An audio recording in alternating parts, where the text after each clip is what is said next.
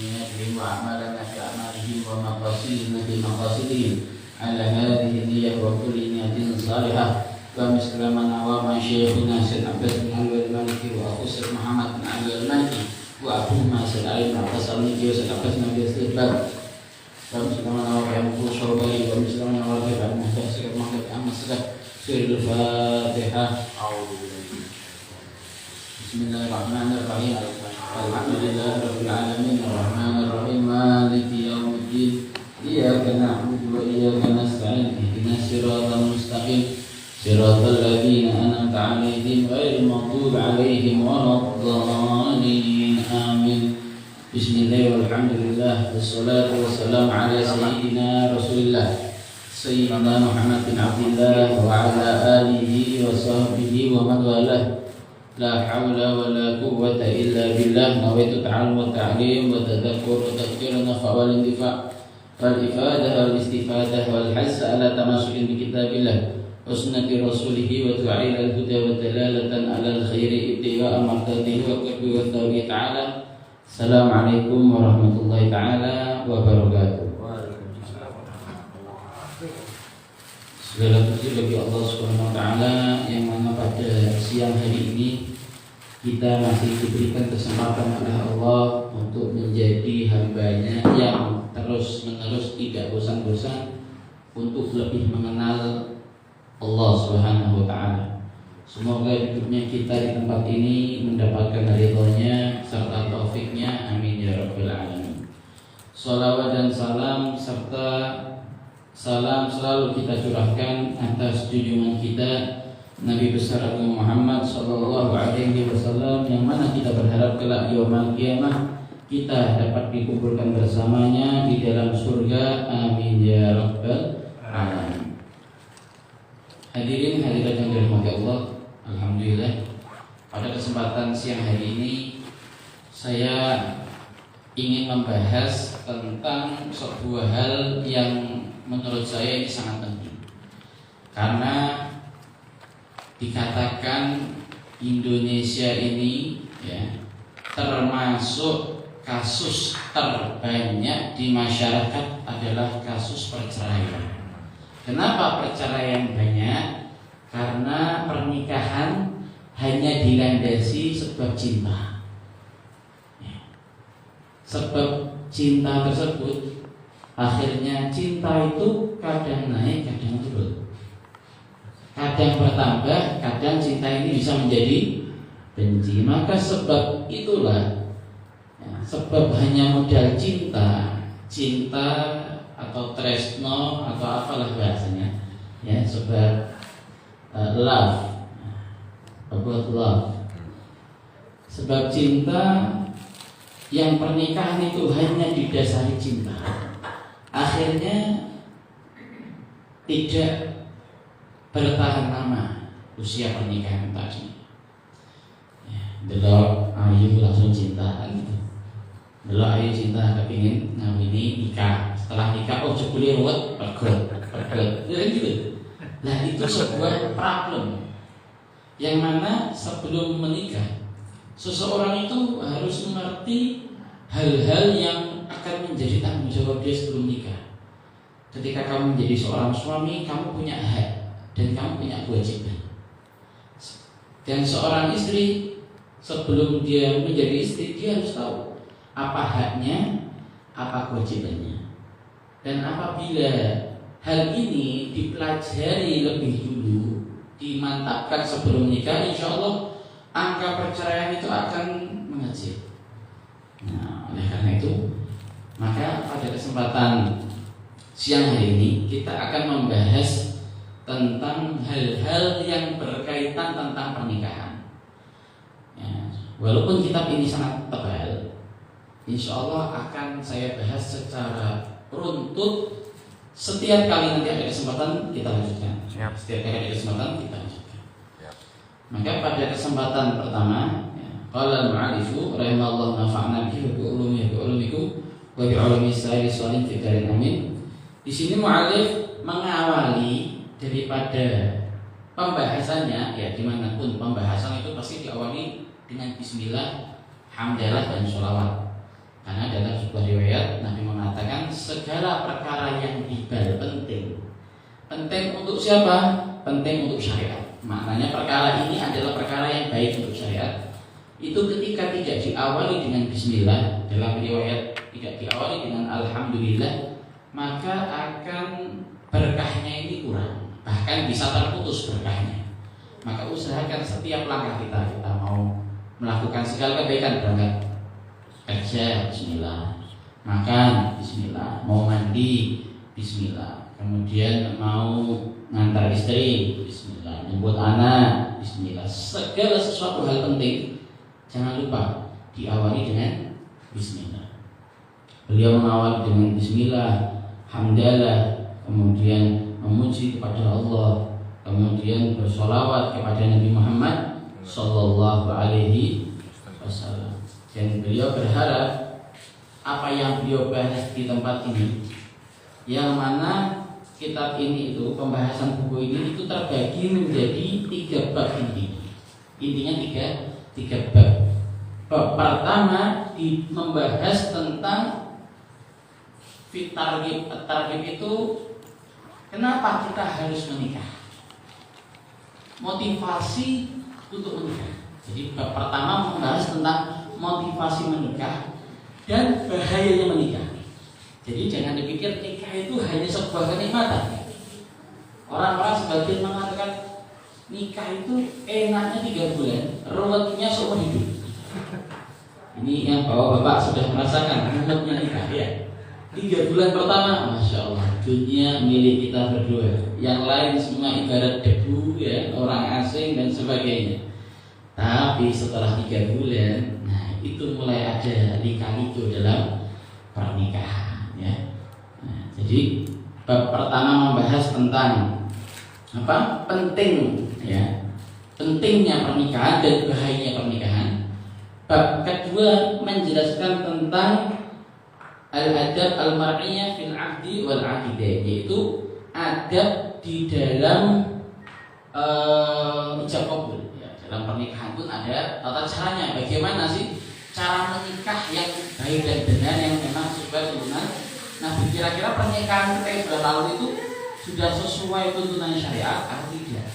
Nah, nanti akan dijelaskan. Dan bab ketiga adalah membahas tentang adab di dalam pernikahan itu sendiri. Setelah menikah, bagaimana kita sebagai seorang suami, bagaimana kita sebagai seorang istri, bagaimana kita dengan anak, apa hak-hak yang wajib kita tuntaskan, apa kewajiban-kewajibannya, ini nanti akan dibahas. Intinya tentang 3 hal ini.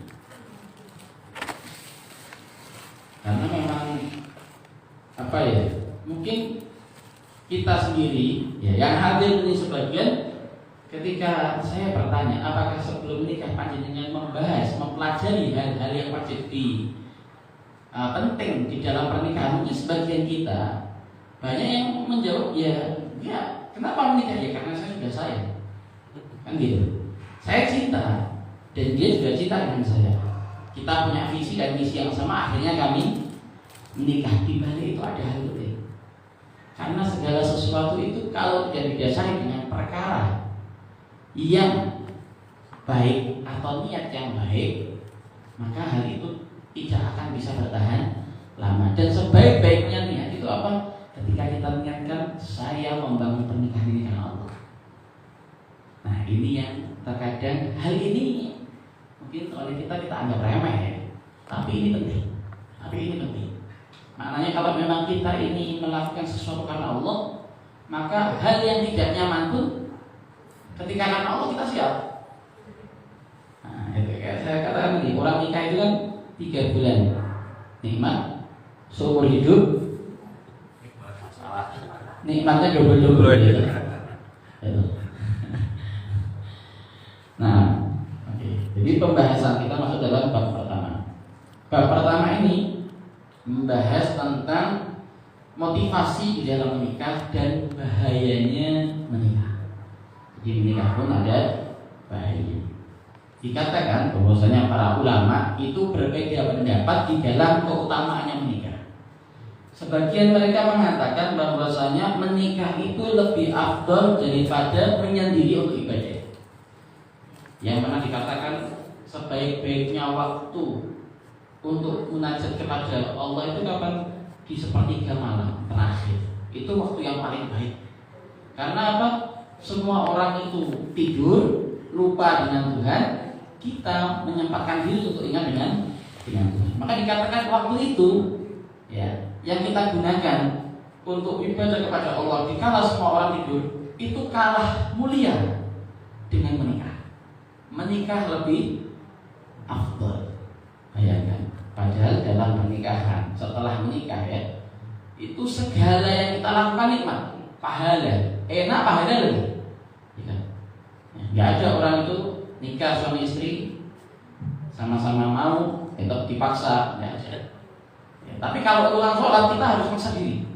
Bangun malam di Allah, kasur guling sudah menyapa, ya sudah memeluk dengan erat, sudah membelai. Waduh, sajadah sudah lewat, tidak bakal kita pegang. Karena apa? Nikmatnya tidur malam. Tapi kalau urusan seperti itu, Pak bangun Pak, kenapa temenin mama? Nah ini beda. Langsung bangun dengan sigap. Itu perbedaannya ya. Karena apa? Karena memang sudah enak berpahala. Itu sudah enak berpahala. Kemudian dikatakan, ya, walakin qaddamu alaihi takhallil ibadatillah muhimman. Ya, yang mana dikatakan bahwasanya ibadah itu kalah afdal dengan menikah. Yang mana ibadah ini tidak akan bisa menjaga nafsu. Orang itu dengan ibadahnya itu tidak bisa menjadi penjagaan dia dari nafsu yang dia miliki. Bahkan para sahabat itu ada, seperti sahabat Abdullah bin Umar kalau tidak salah. Sahabat Abdullah bin Umar itu dikatakan selama puasa Ramadan, dia itu selama puasa Ramadan itu pernah 1 bulan itu berhubungan dengan istrinya di kala buka puasa. Jadi buka Allahu Akbar, bukan megang air, bukan megang kurma, megang istri. Berbuka dengan istri. Ketika ditanya, oh ya sahabat kenapa engkau seperti itu? Kata dia menjawab, loh, gini, kita ini di dunia ini dituntut kita ini ibadah itu harus khusyuk. Karena Allah itu nilai ya, kualitas ibadah itu tergantung dari khusyuknya. Mau banyak sholat, kita sholat 1000 rakaat, tapi kalau nggak ada kualitasnya, maka nilainya kecil.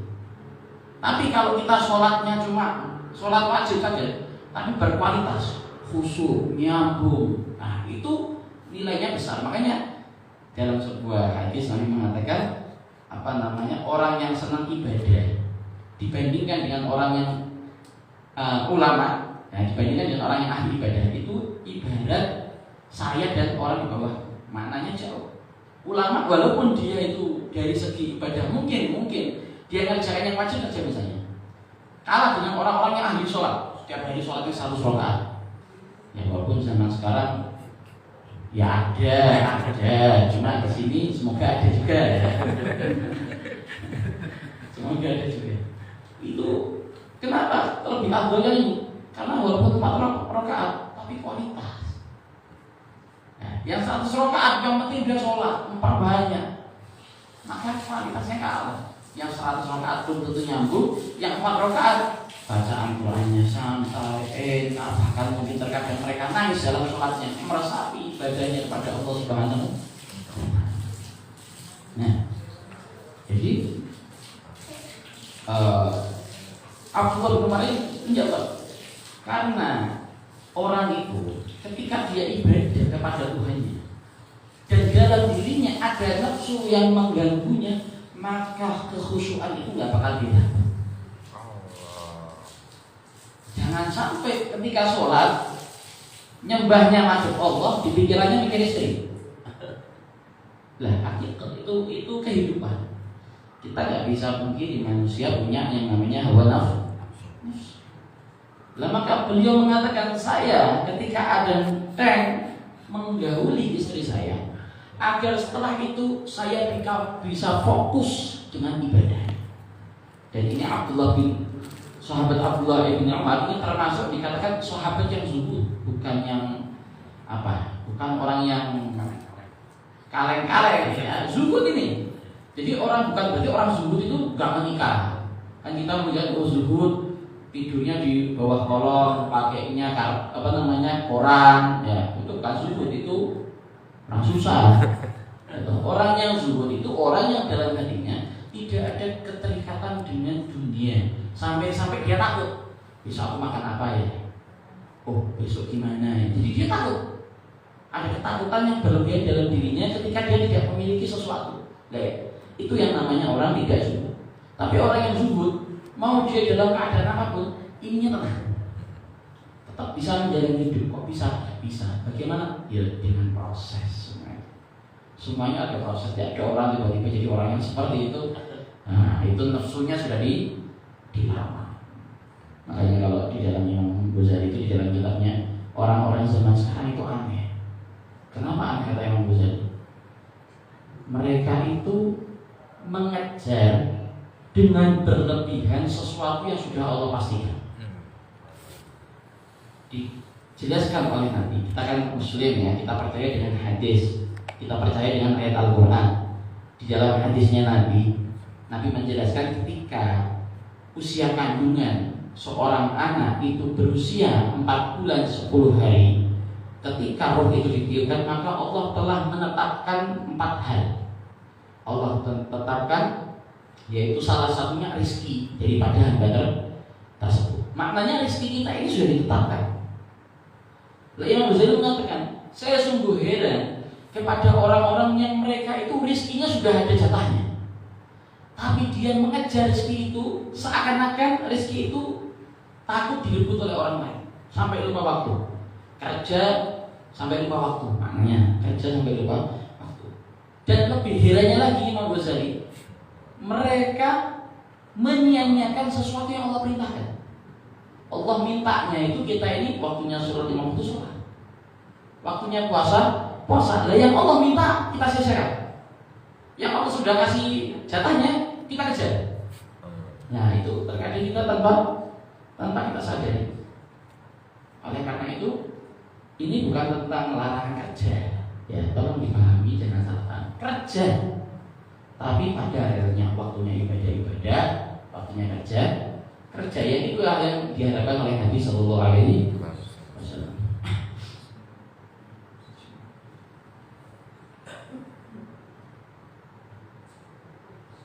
Waqala akhrun, sebagian ulama mengatakan al-afdal tarku fi zamanina. Sebagian ulama berpendapat bahwasanya yang afdal itu enggak menikah. Jadi ada pendapat ya, yang afdal itu enggak menikah. Sini ada yang enggak menikah? Belum. Ya, ada yang mengatakan yang afdal itu tidak menikah. Ya anggap aja yang dua kubu ya. Kubu yang menikah afdal, ini yang satunya kubu tidak menikah afdal ya. Kita anggap seperti itu. Cuma nanti ada penjelasannya nih. Ya, kenapa kok dikatakan afdalnya tidak menikah, kenapa kalau afdalnya menikah? Nah, bahkan karena lalu fadilah kembali. Kenapa ini yang mengatakan kok tidak menikah lebih afdal? Karena sebab pernikahan terhalang dari rahmatnya Allah. Kok bisa? Orang nikah kan narik rahmat. Allah mengatakan orang itu kalau dia menikah dalam keadaan fakir, Allah buka pintu rezekinya. Tapi kok ulama ini kok seakan-akan bertentangan dengan hadis atau Quran, padahal nggak bertentangan. Ulama melanjutkan, bagaimana makna tadi itu? Ketika setelah menikah, dia akhirnya berusaha mencari rezeki dengan cara apapun. Sebab pernikahannya. Sebelum nikah dia santai, kerja enak. Setelah menikah, tuntutan yang begitu banyak. Akhirnya menghalalkan segala cara untuk mendapatkan rizki ini tadi. Maka sebab ini tadi menikah tidak baik. Atau dikatakan menikah itu tidak afdal ketika memang tidak ada wanita yang memiliki akhlak yang mulia. Maknanya, ya, contoh misalnya di sebuah kampung isinya mau pelacur semua. Yang laki-lakinya misalnya pelacur semua. Maknanya si perempuan atau laki-laki ini itu lebih baik dia nggak menikah. Kalau mau menikah jangan dengan orang itu, cari yang di luar. Nah, tapi kalau wanita di dunia cuma tinggal itu, al-afdal nggak menikah. Al-afdalnya nggak menikah. Nah, ini termasuk daripada dua pendapat. Tapi insya Allah di Indonesia Semarang itu masih banyak wanita-wanita terbaik ya. Nah, jangan ikut grup yang terbaik ya. Jangan ikut grup yang pertama saja. Nah, kemudian seperti itu. Kemudian insya Allah ini beliau akan mulai masuk menjelaskan secara detail. Yang pertama kita masuk dalam pembahasan tentang motivasi dalam menikah. Yaitu yang pertama diukil dari sebuah ayat. Allah mengatakan wa anqihul ayyama minkum, dan menikahlah kalian wahai para bujang. Ini Allah memerintahkan dalam Al-Quran, wahai yang bujang nikah. Wahai yang bujang nikah. Dan ini amr, ini perintah, bukan anjuran, tapi perintah. Nikahlah, kata Allah Subhanahu Wa Taala. Fala ta'duluhunna ayyankina azwajahun. Dalam ayat yang lain Allah mengatakan kepada para wali, mengatakan wahai para wali-wali dari anak-anak perempuan kalian, jangan kalian halangi para wanita-wanita yang sudah bercerai misalnya, untuknya dia menikah lagi dengan laki-laki pilihannya yang baik. Nah, namanya nikah ya. Jangan perceraianmu atau kegagalanmu dalam membangun rumah tangga yang pertama itu menjadikan kamu menyerah dalam membangun hubungan rumah tangga yang baik di kehidupan yang lanjutannya tadi itu kedua ya, untuk menikah lagi. Jadi Allah itu melarang untuknya, manusia itu melarang orang untuk menikah, nggak boleh. Jangan mentang-mentang kita bapak atau anak kita nikah gagal gara-gara jadi nikah sama pilihannya terus ternyata gagal cerai, mau nikah lagi dilarang-larang. Jangan. Yang baik bagaimana? Kita sebagai orang tua carikan yang baik. Jangan kita ikut andil untuk memilah-milah calon yang baik. Kemudian Allah juga memuji di dalam hadis qudsinya ketika mensifati Rasul, memuji Rasul. Allah mengatakan apa? Benar-benar telah aku utus para rasul sebelum kalian, dan aku jadikan di antara mereka berpasangan dan memiliki keturunan. Jadi Allah menyebut rasul itu seperti apa sifatnya? Mereka berpasangan, mereka punya pasangan dan mereka punya keturunan. Hanya satu nabi saja, satu rasul saja yang belum menikah. Siapa? Nabi Isa alaihissalam. Nabi Isa ini belum sempat menikah. Nah, kemudian juga dikatakan wa madha aulai bisu'ali dzalika fi du'a. Dan juga Allah menganjurkan dalam Al-Qur'an untuknya orang yang belum menikah itu untuk membaca doa apa?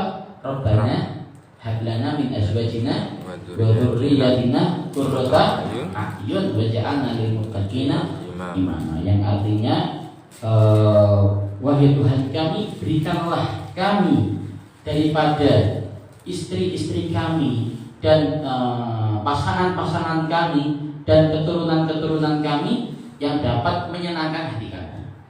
Dan ini doa dianjurkan bagi yang sudah menikah dan belum menikah. Kalau yang belum menikah, setiap sholat dibaca insya Allah jodohnya dekat.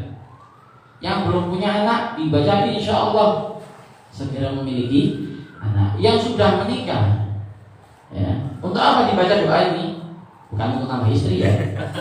Nah, ya bisa juga ya. Tapi untuk apa dibaca doa ini? Minta sama Allah semoga tadi pasangan kami, anak kami dijadikan orang yang bisa menyenangkan hati kami. Rumah tangga itu bakal menjadi baiti jannati, rumahku surgaku, kalau penduduknya itu baik. Pernah ketika ayat ini turun, Sayyidina Hasan itu bertanya kepada Abbas Sa'id, ya Abbas Sa'id, ayat ini itu memiliki tujuan dunia dan akhirat kan maknanya? Maknanya berikan saya istri, apa pasangan, suami, anak yang dapat menyenangkan hati kami di dunia dan di akhirat. Kata Abu Sa'id, enggak, ini ayat hanya khusus di dunia. Loh, terus apa maknanya? Apa maksudnya? Maksudnya ini adalah apa? Maka Abu Sa'id mengatakan maksudnya yaitu seorang mukmin ketika dia melihat pasangannya dan anaknya taat kepada Allah, maka hatinya akan tenang. Ya, kita lihat istri kita ibadah, itu hati kita, ya Allah, istri saya sholat. Walaupun terkadang sebagai suami kita sholatnya belum jangkau, tapi lihat istri sholat senang. Jadi seperti itu. Ya, saya bertemu dengan beberapa orang, dia mengakui sholatnya belum jangkau, tapi kalau dia melihat istrinya nggak jatuh sholatnya, dia marah. Walaupun dia menyadari dia belum jangkau. Kenapa? Dia merasa nyaman, senang ketika punya istri ini taat. Yang lihat anaknya sholat, istrinya sholat, ya istri lihat suaminya sholat, itu hati itu ayat, ya Allah, enak gitu. Nah, itu adalah yang dimaksud qurratu a'yun, yaitu penyenangan hati. Karena kita punya uang banyak, dengan punya suami kaya raya, punya istri banyak uang, apakah menjamin? Ya. Jangan-jangan dengan banyaknya uang malah tambah jarang pulang. Loh ya mungkin saja. Tambah banyak uang, tambah jarang pulang. Yang penting mama mau apa kasih, ya, atau rekening ini, ya kan, tinggal ambil gesek, apa pulang seminggu sekali. Nah, itu kita lebih nyaman, segala sesuatu kita tas, model apa, sandal crop, ya, tas apa, yang mahal-mahal, yang harga puluhan atau sejuta, kita bisa lihat. Apakah itu nyaman? Ketemu suaminya seminggu sekali, nanti dilala pas nge-mall, oh lihat suaminya lagi jalan sama orang. Terus ngamuk, duh apa kok jalan sama orang? Ya kan yang penting saya sudah jenengan untuk uang apapun tak kasih, mobil, rumah. Ya. Orang itu nyaman bukan karena itu. Nyaman itu letaknya di hati. Lah hati ini bisa nyaman kalau kita ini bisa taat sama Tuhan, sama Allah. Ya termasuk jalan taat lewat sholat. Lah banyak orang kadang doa, ya Allah saya kepingin masuk surga, tapi nggak sholat. Ya, tapi nggak apa-apa. Maknanya berjuanglah. Karena doa itu termasuk harapan. Siapa tahu dengan doa itu Allah berikan kita hidayah, sing sholatnya dewi guru jangkep bisa jadi jangkep. Ya. Dan saya pernah juga kan membahas sholat itu kan cuma berapa menit kira-kira kita sholat? 3 menit kan? Ya, 3 menit lah, 4 menit ya. Kali 5 waktu, berarti sekitar 20 menit. Ya kan? Sholat yang mungkin cuma 20 menit, yang itu dilakukan berjarak, ya mungkin jaraknya 5 jam sekali lah, ya. Itu kira-kira dari kita takbir sampai salam, bisa nggak kita tidak memikirkan selain Allah? Sholat fokus baca ayat misalnya, fokus sama ayat, fokus sama bacaan kita. Atau di dalam sholat kita, setelah kita mulai ruku, pikiran mulai terbang, keliling nih kemana? Ingat kerjaan, ingat tagihan, ingat nanti nyampe rumah, yang di rumah ngomel, ingat nyampe rumah anak belum bayar sekolah, yang ibu juga gitu, sampai rumah bapaknya ngomel, ya, suaminya ngomel. Jadi pikiran tuh terbang kemana? Sampai nanti saya keket salam baru ingat waktu sholat nih. Salam baru ingat, itu sudah cerita umum, ya, itu penelitian. Ya beberapa orang itu bisa mewakili pada umumnya orang seperti itu. Padahal cuma 3 menit kita sholat. Tapi kenapa?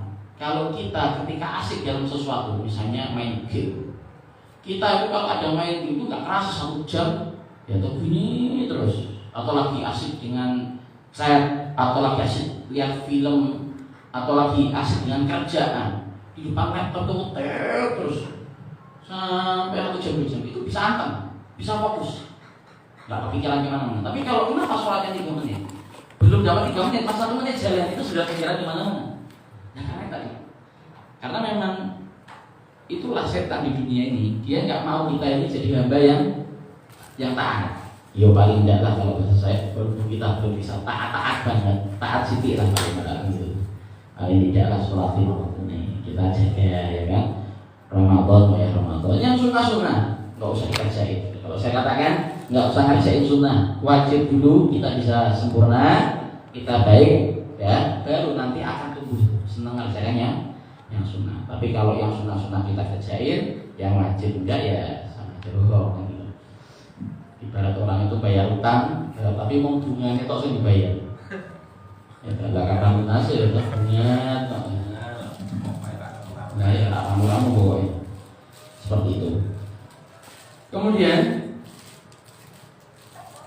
waqala Allah mengatakan Allah itu tidaklah memuji para nabinya kecuali dengan pujian berkeluarga. Jadi semua nabi berkeluarga. Nabi Muhammad menikah, Nabi Adam saja dinikah sama Allah. Nabi Adam, Nabi Nuh, Nabi semua para nabi menikah. Nabi Muhammad, Nabi Musa, semua para nabi Ayub, semua mereka itu berkeluarga dan memiliki keturunan. Ya. Dan bahkan dikatakan bahwasanya Nabi Yahya alaihissalam itu menikah, tapi nggak pernah gauli istrinya. Menikah tapi nggak pernah gauli istrinya. Kalau kita kan eman ya, terus itu mahari. Maka ditanya, kenapa wahai Nabi Yahya engkau menikah, tapi engkau nggak pernah kumpul sama istrimu? Maka Nabi Yahya menjawab apa? Innama fa'ala dzalika li fadli wa iqamati sunnah. Saya itu menikah karena tujuan saya menikah adalah saya mencari keutamaan dari pernikahan itu tadi, bukan karena untuk mengumpul istri saya. Dan saya ingin menjalankan sunnatul haya, sunnah daripada kehidupan, karena itu memang sesuatu yang baik, ya kan? Wakila di Mesir sebagian orang mengatakan apa sih manfaat daripada menikah?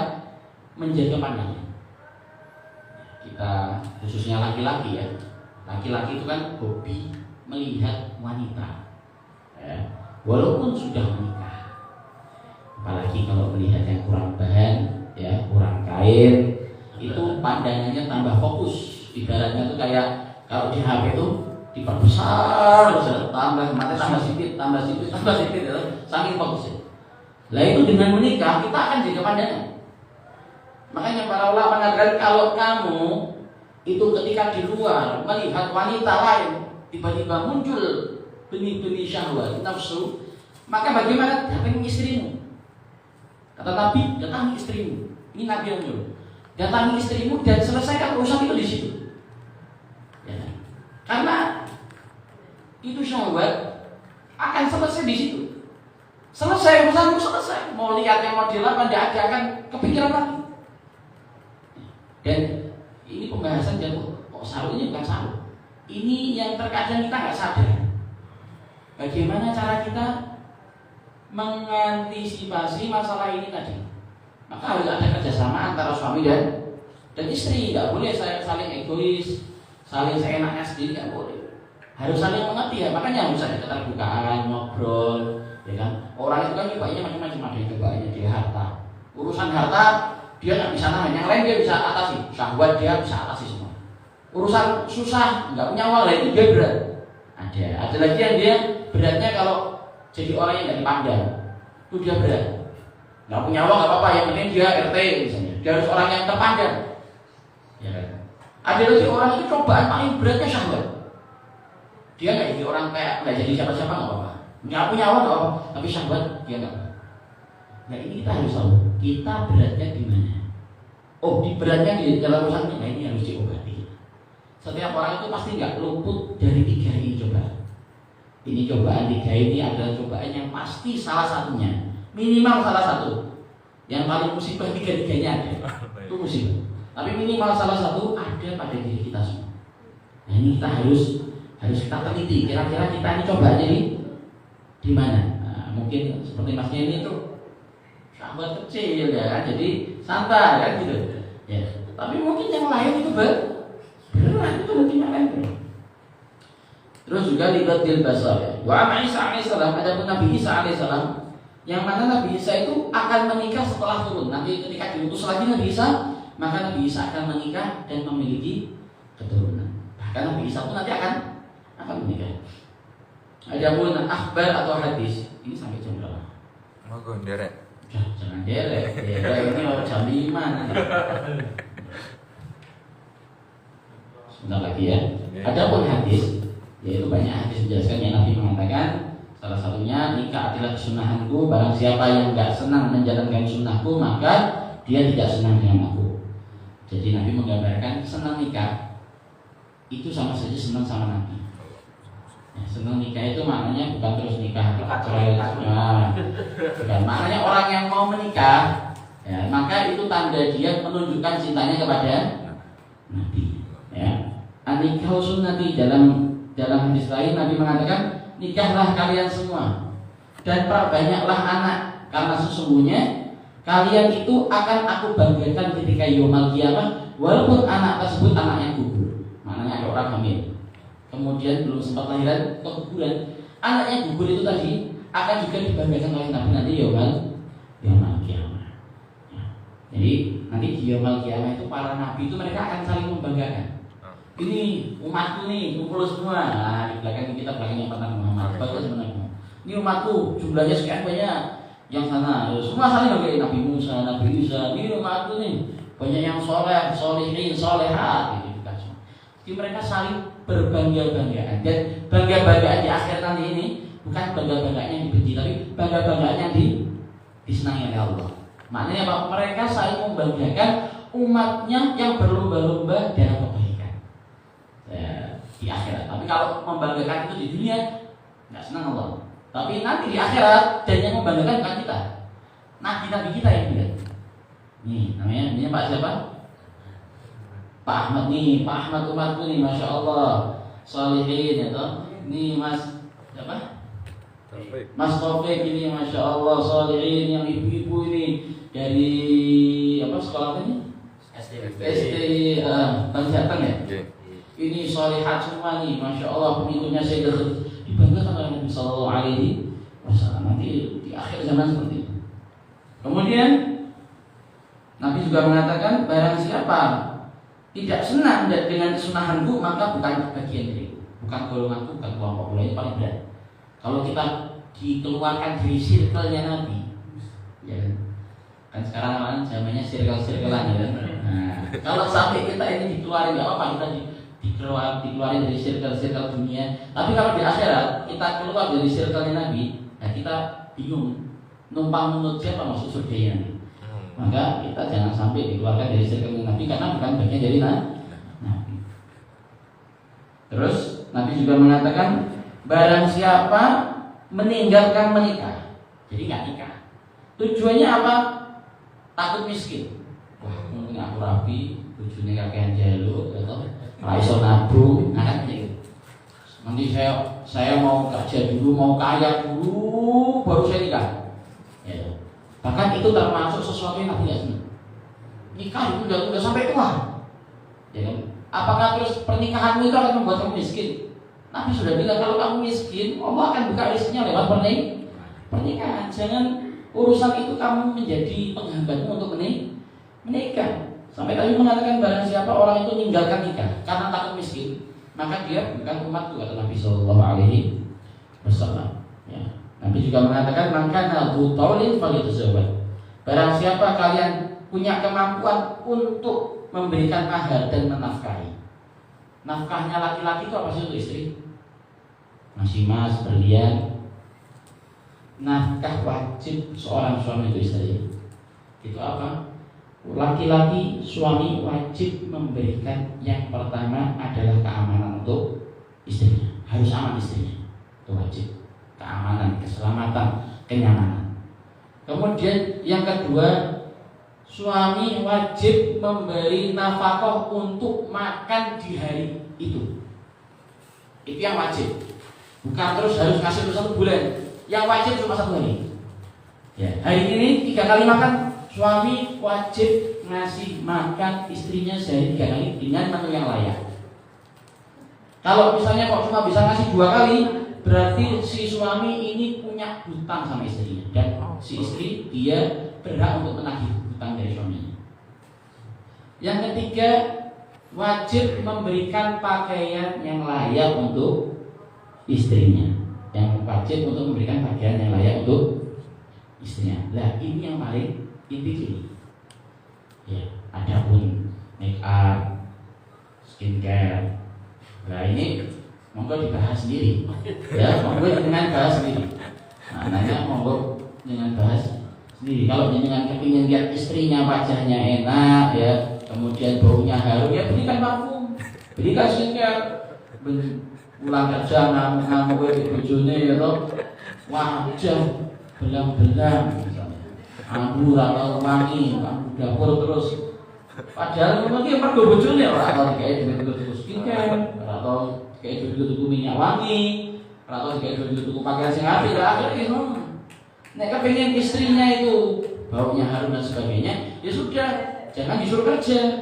Suruh aja tiap hari urusannya sholat, ini suami sholat, ini suami sholat, ini suami tidak usah megang urusan dapur, bayar orang untuk kerja, untuk masak. Kalau mau seperti itu, ya toh, sudah kita ini kadang ini ya laki-laki seperti itu, dan tidak bisa ngasihkan yang maksimal, di sini mau ngamuk bojone. Nah, tapi kalau seperti itu ya bojone sabar surga guys. Masya Allah bisa sabar, yang istri, masya Allah surga. Cuma istri sekarang minta. Bukan surga jalannya banyak, saya mau cari surga yang lain. Iya, itu sering kan? Mau cari surga yang lain. Nah, kemudian seperti itu. Kemudian Nabi juga mengatakan, manis atau amin kumul ba'a fal tasawwur. Barang siapa daripada kalian mampu untuk menikah, maka menikahlah. Kenapa? Karena dengan menikah akan menjaga pandangan dan menjaga syahwat. Dan barang siapa yang nggak mampu, ada orang kan, saya nggak punya mahar, nggak punya uang dan sebagainya. Kayak misalnya kan. Maksudnya untuk mahar ada turah-turah ya ini ya turah-turah kabeh tinggal kurang satu kurang gas gitu. Kurang digas gitu. Gas pol. Nah jadi kalau yang nggak mampu nikah bagaimana? Karena mungkin dia nggak punya dan sebagainya, maka puasa. Karena dengan puasa kita itu bisa menekan syahwat nafsu kita. Nah, begitu juga sampai Nabi mengatakan karena terkadang itu orang itu kenapa kok harus puasa? Karena terkadang itu ada laki-laki ya, atau wanita dan laki-laki itu punya syahwat yang besar, syahwatnya gawiyah bahasanya ini kalfah jadi syahwatnya kuat. Lah syahwat yang kuat ini harus ditekan, harus dihilangkan, ditekan paling tidak dengan cara puasa. Karena orang kalau puasa nggak makan itu kan dia lemas terus akhirnya menekan syahwat. Walaupun saya pernah mendapati ada orang itu semakin capek, semakin bersemangat. Ada yang seperti itu. Iya, ada itu bisa. Ada orang cerita sama saya. Jadi ada orang haji. Ya, jadi ada permasalahan. Dia hajinya masih tahallul 1 kali. Kan haji tahallulnya 2 kali. Masih tahallul 1 kali. Kemudian ketemu istrinya di kamar, ya toh, langsung unboxing. Wah. Setelah itu berpikir, ya Allah kan kita hajinya masih tahallulnya 1 kali. Gimana hukumnya orang yang baru tahallul 1 kali hubungan badan? Nah, di situ. Jadi sebab permasalahan itu. Kalau dia belum tahallul sama sekali, sudah jelas tidak boleh nyembelih unta. Nyembelih unta bukan kambing ya. Nyembelih unta itu unta seharga sapi. Tapi kalau bagaimana kalau dia itu masih tahallulnya 1 kali? Nah, tadi yang jadi permasalahan. Padahal ini orang capek, habis keliling, habis lempar jumroh belum selesai, capek-capeknya, tapi malah berbeda karena orang memang karakternya macam-macam, beda-beda. Kemudian Nabi juga mengatakan kalau telah datang kepada kalian seseorang yang kamu ridhai baik agamanya atau amanahnya, maka nikahkanlah. Nah, ini bagi para bapak-bapak. Kalau ada orang datang ke rumah jenengan, minta anaknya jenengan anak perempuan, yang minta kita tahu orangnya baik, orangnya tanggung jawab, kerjaannya benar, ya toh. Maka kata Nabi apa? Nikahkanlah, jangan ditolak-tolak. Bahkan para ulama itu sampai bilang, orang itu yang hobi nolak orang yang minta kepada anaknya, dan jelas anak laki-laki itu baik, maka lama-lama grade-nya itu turun. Grade-nya yang minta itu turun. Nah itu ayatnya. Jangan sampai nanti grade-nya terakhir sampai yang paling bawah, yang nggak pernah sholat, yang nggak tanggung jawab, yang minta malah. Nah kan gitu. Jadi jangan terkadang kita kalau anak perempuan kita diminta itu pertimbangannya kita terkadang terlalu panjang. Rumahnya kayak apa sih, mobilnya numpak mobil apa, kerjaannya apa. Jadi nek kerjaannya gajinya nggak gede, kadang kita tuh nolak. Misalnya anakmu masih keimanan apa? Rezeki gue sih kamu sih. Orang itu walaupun dia nggak kaya tapi tanggung jawab. Insya Allah dimuliakan ini anak. Kita punya anak orang dimuliakan. Makanya nggak bisa kita mengatakan kalau ada orang yang taat minta anak kasihkan. Kenapa? Kalau dia cinta dimuliakan. Kalau dia nggak cinta nggak bakal disakiti. Ya, kalau yang minta anak kita orang taat nggak bakal disakiti. Kalau memang nggak senang nggak bakal disakiti. Kalau cinta dimuliakan. Nah, jadi kita harus pertimbangkanlah maknanya ketika menerima mantu itu jangan hanya dari segi finansialnya, tapi bagaimana karakternya, akhlaknya itu juga perlu kita pertimbangkan. Kemudian juga wa'ila taf'alu takun fitnah fil ardi wa fasadun kabir. Kalau enggak kamu nikahkan kata Nabi, maka akan menjadi fitnah yang besar kata Nabi sallallahu alaihi wasallam.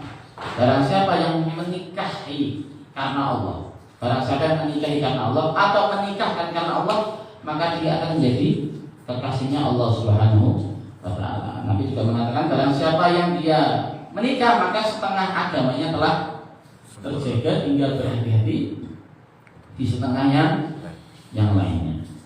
Banyak sekali sini keutamaan daripada menikah. Ya, sangat banyak sekali. Sampai saya tutup dengan satu kisah ini. Ada seorang sahabat. Sahabat ini orang nggak punya, jadi khidmah sama Nabi. Khidmah sama Nabi. Kemudian sama Nabi ditawari, kamu mau menikah ya? Kata ini orang lagi, budak ini, ya Rasul, saya ini nggak punya uang. Dan saya takut kalau nikah saya nggak bisa berkhidmah kepada engkau. Terus akhirnya dia mikir, setelah nolak dia mikir, Rasul kan kalau menawarkan sesuatu pasti itu hal yang terbaik. Nggak mungkin Nabi ini salah tawar. Ya, ditolak sampai 2 kali. Akhirnya dia bilang kalau seandainya Nabi nawarkan lagi, saya bakal terima ini tawaran ketiga. Maka Rasulullah tanya lagi, kamu mau menikah ya? Ya Rasulullah zawis. Akhirnya yang ketiga ngomong, ya Rasulullah tolong nikahkanlah saya. Tolong nikahkanlah saya. Kalau Rasulullah maka mengatakan, idhab ila bani fulan. Kamu pergi ke rumahnya Pak Fulan atau bahasanya seperti itu, ya. Ke sana, kamu pergi ke sana dan katakan bahwasanya Rasulullah menyuruhmu untuk menikahkanmu dengan wanita yang ada di sana, yang Mas Perawan. Nah, bahasanya kan tadi datang ke kepala sukunya. Nah, seperti ke Pak RT-nya misalnya ya. Tapi kalau dulu kan, jadi kalau dulu kan satu kampung itu kan diisi keluarga. Jadi sini kampung keluarga kayak di Madura itu masih ada yang seperti itu. Jadi modelnya rumah ini putar. Itu keluarga semua. Sampai mereka itu buat musola bahasanya, langgar. Jadi punya langgar masing-masing itu. Punya langgar sendiri-sendiri. Jadi satu langgar untuk satu keluarga besar. Rasulullah bilang kamu datang ke keluarga besarnya Fulan, bilang Rasulullah nyuruh untuknya kamu dinikahkan dengan wanita-wanita yang ada di sana. Siapa yang siap untuk menikah? Akhirnya ini orang berangkat. Terus bilang, ya Rasulullah, saya mau berangkat tapi saya nggak punya uang. Masa saya datang ke sana mau apa bahasanya? Bondo awak toh. Kalau bahasanya orang pondok, bondo sarungan toh. Masa saya nggak bawa apa-apa ya Rasul? Minta anaknya orang nggak bawa apa-apa. Terus bagaimana? Rasul mengatakan, wahai sahabatku, sini kumpulkan 1 karung kurma. Nah, berikan kepada ini tadi untuk dia melamar wanita yang ada di sana. Berangkat. Jadi sampai seperti itunya Rasulullah itu memberi motivasi orang untuk menikah. Jangan sampai karena nggak ada uang nggak menikah, jangan. Oh susah, sahabat disuruh ngumpulin, ayo kita bentuk teman kita ini biar nikah. Ya. Kalau zaman sekarang mereka ada, nggak ada. Aduh, yang perempuannya juga nggak mau, yang perempuannya juga nggak mau. Kalau nggak apa-apa sekarang perempuan apa mau, nggak mau. Ya. Akhirnya terus dikumpulkan datang sana. Akhirnya nikah. Terus Rasulullah tanya setelah nikah, terus acara walimahnya bagaimana? Jawab lagi, ya Rasulullah kan saya orang nggak punya ya Rasulullah. Sahabat dipanggil, wahai sahabat kumpulkan beberapa kambing sembelih untuk acara walimahnya. Akhirnya sahabat turunan, gitu. Sahabat yang agniaan banyak juga, sahabat yang kaya nyumbang kambing, akhirnya ngadakan resepsi. Ya. kemudian akhirnya menikah. Itu saking Rasulullah mensupport orang itu untuk menikah. Dan kita lihat sekarang ini, Masya Allah, berita itu, kalau kita lihat berita, berapa banyak kasus-kasus pemerkosaan yang ada. Waliyadzubillah, sampai yang diperkosa itu, ya Allah, kemarin itu ada berita anak kecil di Semarang itu. Ya, dengar beritanya. Di Semarang, anak kecil usia 7 tahun diperkosa sama paman. Tadi saya kosa. Ya, masuk berita. Bayangin, 7 tahun. 7 tahun ini. Anak kelas berapa? 1 SD. Apa ini? Sampai ada yang seperti ini. Dan ini hati-hati. Ini fitnah ini. Makanya pernikahan itu penting. Menjaga dari hal-hal yang seperti itu. Ya, toh? Maka kita harus jaga keluarga. Kita punya anak perempuan, kita punya istri, kita punya saudara perempuan, harus kita jaga. Ya. Ada seorang sahabat itu Islam, ya Rasulullah, saya masuk Islam. Semua saya tinggalin. Dunia, khamar, mabuk-mabukan, diskotik, semua saya tinggalin. Tapi satu hal ya Rasulullah, saya tidak bisa tinggalin. Apa? Zina. Semua saya tinggalin ya Rasulullah. Riba, semua tinggal. Tapi satu ya Rasulullah, zina. Saya tak tolong, saya nanti anak. Izinin saya zina. Rasulullah senyum. Rasulullah tanya, kamu punya ibu? Punya ya Rasulullah. Kamu punya saudari perempuan? Punya ya Rasulullah. Kamu punya bibi? Punya anak perempuan? Punya ya Rasulullah. Kamu tahu nggak? Wanita yang kamu zinai, dia punya ibu. Dia mungkin ibunya seseorang. Dia mungkin bibinya seseorang. Dia mungkin saudarinya seseorang. Dia mungkin anak perempuannya seseorang. Kira-kira bakal ridho enggak sih keluarga? Kamu punya ibu di zina, terima enggak? Enggak terima ya Rasulullah. Kalau yang dizinai itu adikmu, terima enggak? Enggak terima ya Rasulullah. Kalau anak perempuan dizinai, terima enggak? Enggak terima. Kenapa kamu terima? Kamu zinai orang lain. Padahal dia sudah punya orang yang berposisi seperti kamu. Langsung ya Rasulullah, mulai sekarang saya stop ya Rasulullah. Saya bakal tidak lagi. Maknanya Rasulullah ngajarin segala sesuatu yang kita lakukan itu kembali ke diri kita. Gitu. Kalau kita suka melakukan kejelekan itu, kalau hal itu menimpa kita, jangan ngamuk. Gitu. Lucu kan orang zaman sekarang ini. Senang ngelakuin sing elek, cuma nek ketimpa wae dhewe ngamuk. Ora trimo. Iya wes, kita siap melakukan, ya siap menanggung resikonya. Biar itu saja ya, sedikit pembahasan pada sore hari ini. Insya Allah nanti kita akan lanjutkan di pertemuan yang akan datang. Mungkin kayaknya sudah tidak perlu pertanyaan ya. Ada perlu pertanyaan? Sudah aja cukup ya. Paling tidak kita berharap yang belum nikah bisa semakin termotivasi untuk nikah. Yang sudah nikah termotivasi untuk menjaga pernikahannya ya. Amin ya rabbal alamin. Mungkin itu saja. Kita duduk dengan membaca doa wal asri dan tahiyatul masjid. Bismillahirrahmanirrahim. Wal asri innal insana lafi khusrin illa alladziina aamanu wa 'amilus shalihati wa tawashaw bil haqqi wa tawashaw bis sabr. Subhanakallahumma wa bihamdika asyhadu an la ilaha illa anta astaghfiruka wa atubu ilaik. Sekian dari saya. Wassalamualaikum warahmatullahi wabarakatuh.